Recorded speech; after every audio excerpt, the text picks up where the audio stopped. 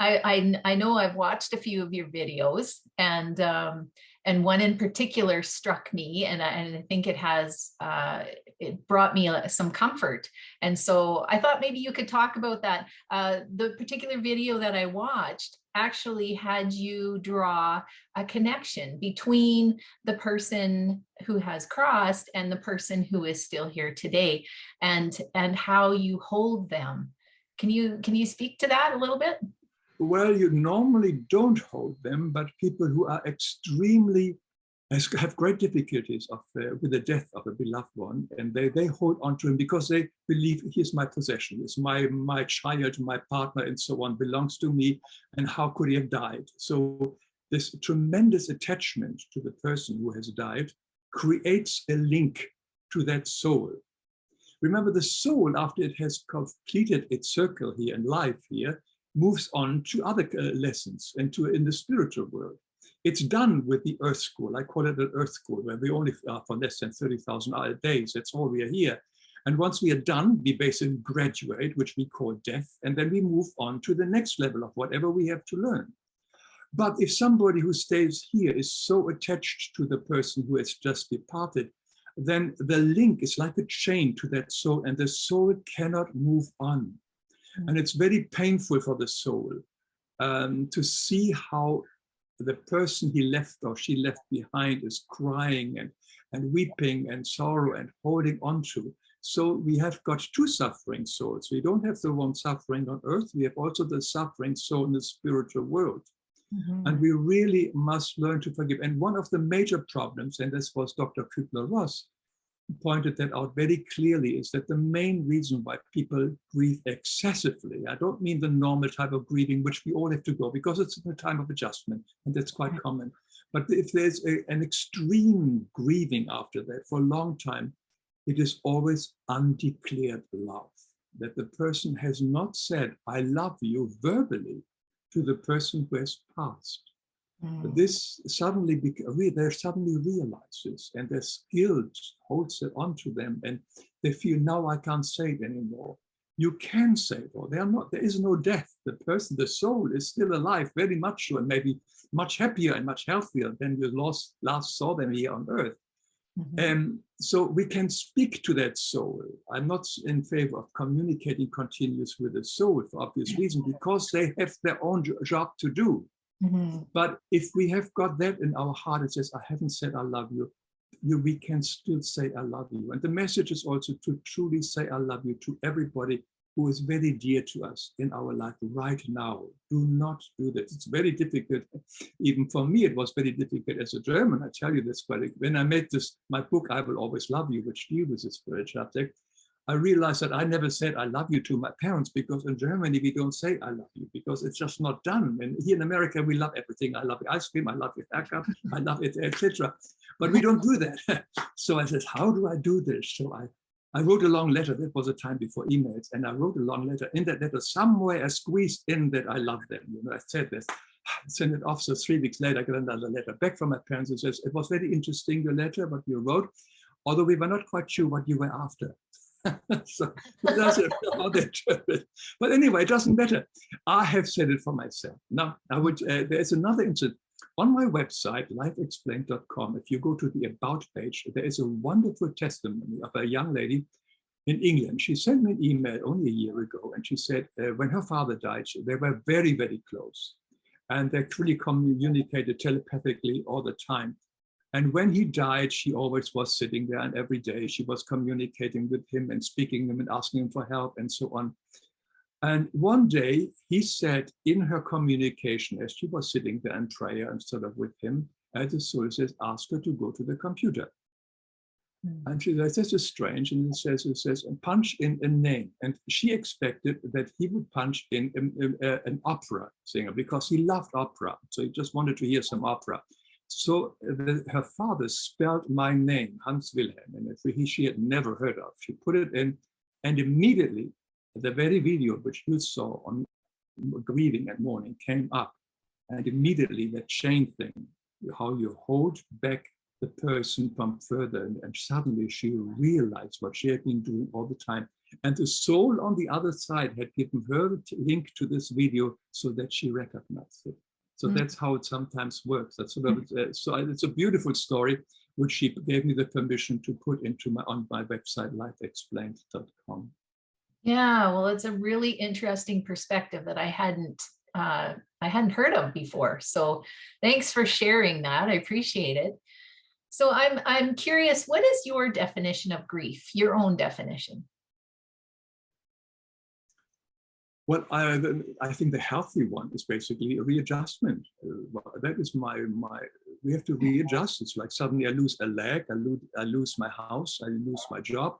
But there is a grief in each instance. It's not only, we don't grieve just only for people, we grieve when we have a sudden unexpected loss. And this is nothing but an adjustment. And it takes time to realize that whatever I have now lost, I don't have anymore. I have to create differently, I have to live differently. And out of this comes a new life. And it's adjustment, it's a transition from the previous life, which we were comfortable with.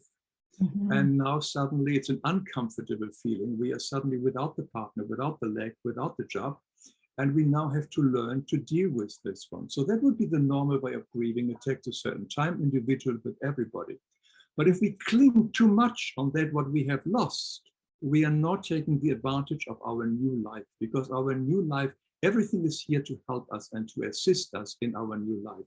And even the death of a person, the loss of a job, whatever it may be, is here for us so that we can move forward and become stronger and be ready for the next challenge, whatever it may be. But too much grieving can keep us stuck. And as we said earlier, it can keep also the other soul on the spiritual realm also stuck. So grieving is not wrong. It's good. We always must acknowledge our feelings, never suppress our feelings. But if we see that it is too long, then there is something wrong here, because then we don't open ourselves up to the new things. Whenever something is gone, another door opens, as we say. So we now have an opportunity to share our love, which we had for our pet, for our lover, to something else, maybe in a much bigger way. So it's not that we suddenly don't have the opportunity to share our love with anybody anymore. No, there are immense ways of sharing love. Grieving and mourning is always about ourselves. It is totally selfish and self-centered kind of emotion, which is okay. It's not wrong, it's not bad, as I said, it's an adjustment time. But it has nothing to do with the person who has left or has died, because that person, most likely in all events, is much, much better off than now, because he is now, or she has a healthy body again and starts off, and his or her term here on planet Earth is over. And this is a short visit here, and he is done with it. So he is ready for something new and is excited for something else. So it's all about ourselves, but it is also in our hand how long we want to grieve and how intensely we want to grieve. Yeah, I love that. And I'd like to add something else, which is also very interesting here, which comes to my mind here. Like in my case, I lost my parents, I lost a very good friend and so on. It was a time of adjustment, and I do miss the people. I can't talk to them over the phone anymore. That is all true, but there was never really any deep mourning. In any case, when my mother died after cancer, my father died, there was a tremendous relief, not only with me, also with my brothers and sisters. There was actually nearly something like a joy. What I hear, a lot of people who had the opportunity to be with a dying person in the last months and so on, and shared everything which was on their heart. When the person died, then there is no real grief. Yes, there's an adjustment. There's a form of sadness in a way for themselves, but also tremendous relief. And they are startled that everybody else expects them. You must be mourning, you must be very sad. No, I'm not. And it's they think they have no feeling. People think you're not feeling if you're not mourning, but you don't. If you have a very healthy departure, saying farewell to your friend who is just graduating, there is a mourning, is very little, and maybe there is some joy with it. So if somebody does not feel like grieving because they have said everything to the person's part, that's okay. That's a healthy way.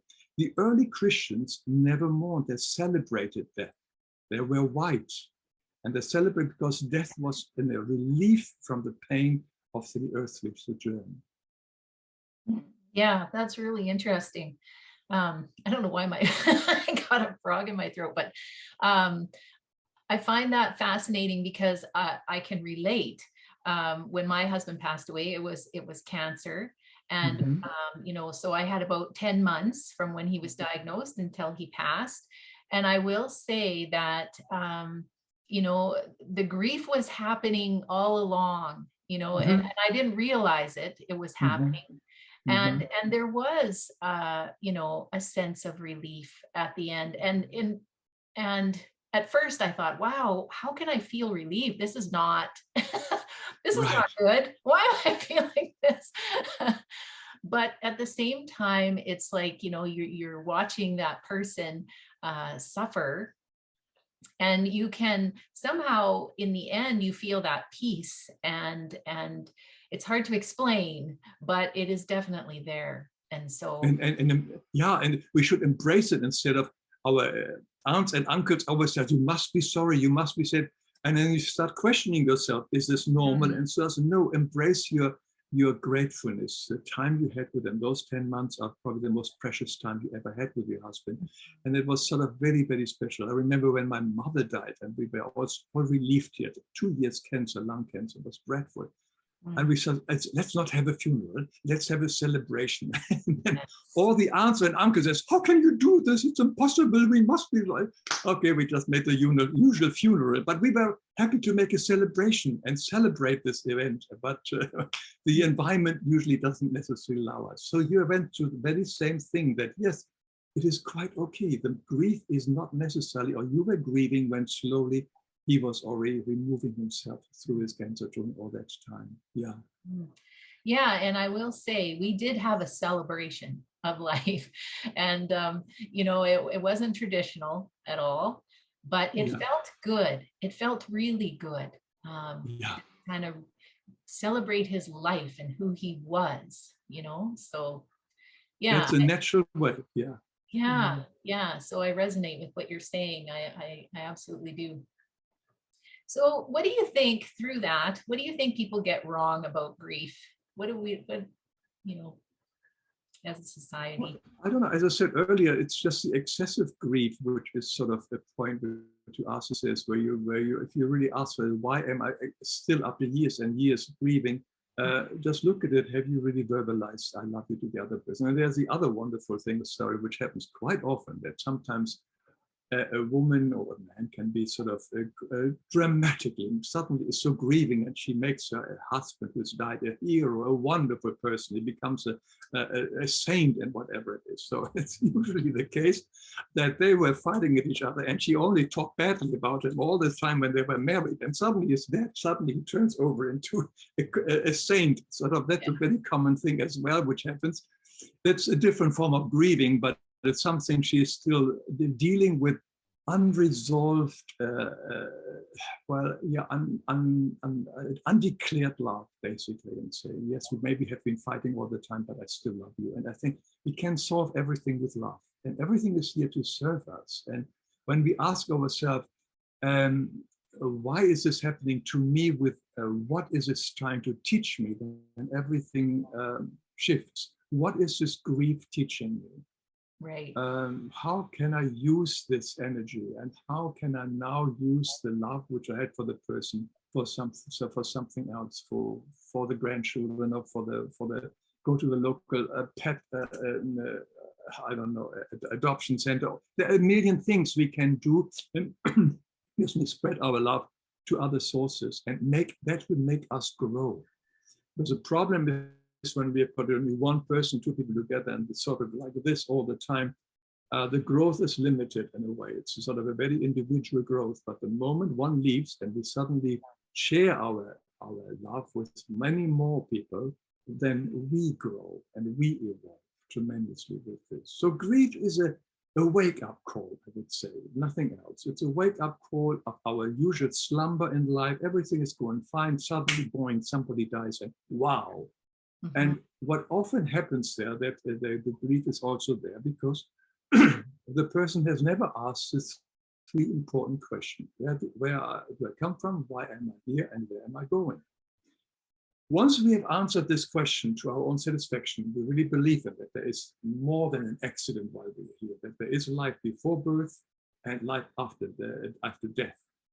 then suddenly this whole death event is easier for us to grasp. If we just merely believe that it's a one-time shot, we are here and that's all there is, then of course the death of a person is a major blow, because if we really believe this is it, and I only have got another 10 years, 20 years alone on my own or whatever, and this will be very sad and very depressing.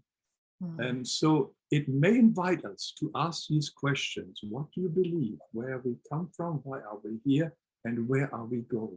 Find answers to these questions, and your grief will substantially be reduced, because suddenly you see it from a much, much bigger, your life from a much, much bigger perspective. You see, it's not like one movie clip, you see just one little scene, you see a whole movie. You see this whole thing makes sense suddenly, with the coming and going, and we just met in this very short little time, and definitely we'll meet again on the other side. Yeah. Yeah, and I'm just sitting here going, whoa, the perspective is so large, right? And yeah. I think that you know, as we grow as people, we get more familiar with what we are doing here and where we came from and where, you know, where we're headed, and that's part of the journey, right? Is to do that. If you grow, and you are growing with the programs, but many people are comfortable with their little belief system they have acquired when they're probably from their parents, and they never challenged it. Right. And they grow and they just sort of and it's very limited, and suddenly all these things happen, and until something really big happens, and that sometimes is a moment you wake up where you says, oh, maybe all the stuff which we taught from church or temple or whatever isn't all that true. Maybe I should really explore a little bit deeper. And then you can broaden your whole perspective. Yeah. I truly believe that. That rings very true for me. So what are some ideas? I guess you suggested some things that we could do to process grief, is just ask those big questions and try to come to some understanding about that. I guess what do you think brings people comfort in their grief beyond that? You know, is there something else? The big comforter, which is the divinity within us. I mean, that is we can call him God, we can Christ, whatever name you call it. Nobody is alone. It is our essence. We are connected directly to source energy. We can, as I said, we use the word God.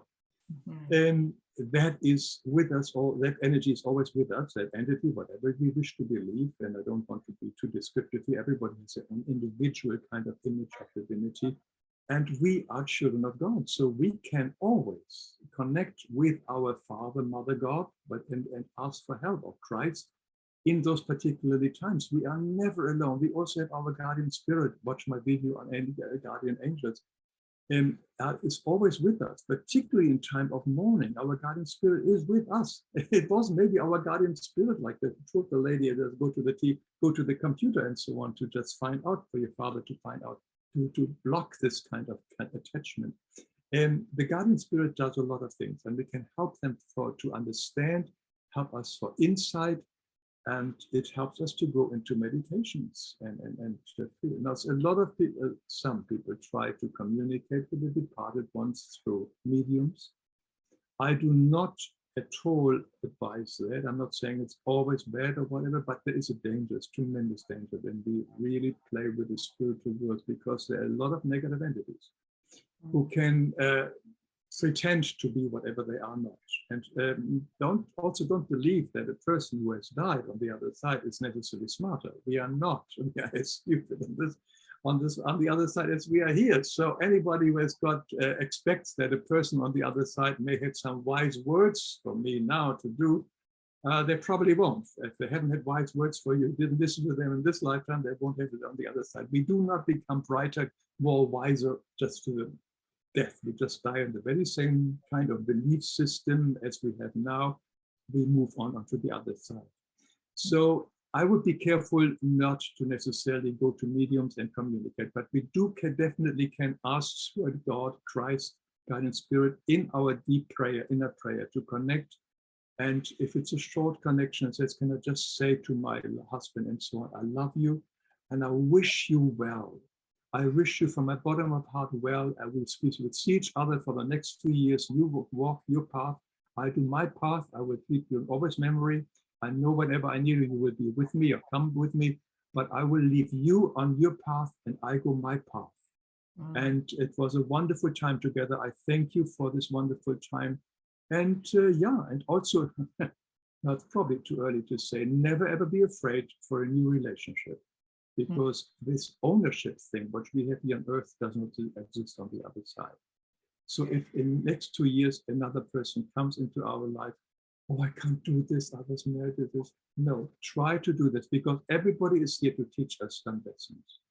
And the new partner can do the very important things. And it's very differently seen from the other side. The people we are with, Mary and they're all there for a certain reason, and we have to learn something together and clear some karma off in many ways. So life can be very adventurous again for us in a different way that we have never expected, but make total peace with the soul who has left us. And know that you will definitely see the soul again on the other side when your time has come. And let the soul evolve and develop as he or she wishes to evolve. And you do the same thing. And be grateful for the wonderful time we're together, for the wonderful lessons you have taught each other, and how we have become because of each other. So there is so much wonderful joy to share what we have shared together. And now we use this whatever I have accumulated over the years and shared with others, and to make this world a little bit more brighter without the person. And it is possible. It's really, really possible to do a lot of things. People become very energetic. Some people, of course, some people withdraw, but some people become very energetic. They join some groups, they create groups. And there's so much, and particularly when people have died suddenly, it's said like stillbirth or whatever it is in the life. People have joined groups or started these groups for other people who go through it. So there is so much we can do. And death is also, yeah, goes right from the beginning, from even an unborn child until 90, 60, 100 years old. It is all the time. Everybody dies on time, which is very important to remember. There is no accident. Everybody dies spot on time. And we knew this before we incarnated, that we will reach that age. So if somebody says, oh, he shouldn't have died, he shouldn't have died. No, he died exactly on the day he was supposed to die to graduate. We can extend life a little bit, unfortunately, I shouldn't say, artificially through a lot of medical procedures, which I don't think are necessarily spiritual. I think there's something when the body says it's done, let me move out. It's like a car when the car is used up and just close the door, give it to charity, and then just move on, get a new car. That's basically what we're dealing with. Our body is only a vehicle for our soul. And when it's no longer usable through an accident or whatever it may be, then we just have to leave it and move on. But life is exciting on the other side, as it can be exciting here. It's only our attitude and our connection to divinity that can help us throughout every day because we are never alone. The partner may be gone, but we are never alone, ever. It's not possible to be alone. Wow, I love that. It gives so much hope and inspiration. And you know, I was envisioning, you know, myself and my partner walking down, you know, a parallel path, right? You know, just together but apart, right? You're going your way, I'm going my way. We're doing, you know, we're doing this. Yeah, and I just think that's so comforting in so many ways. I don't want to finish here without you telling a little bit more about your free gift.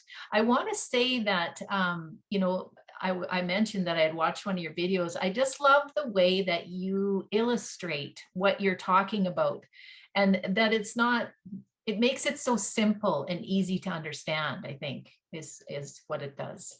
Yeah. That's one, and I do that for myself as well. Once I see how the dots are all connected, suddenly it becomes also clear in my own mind. So I do these videos also for myself.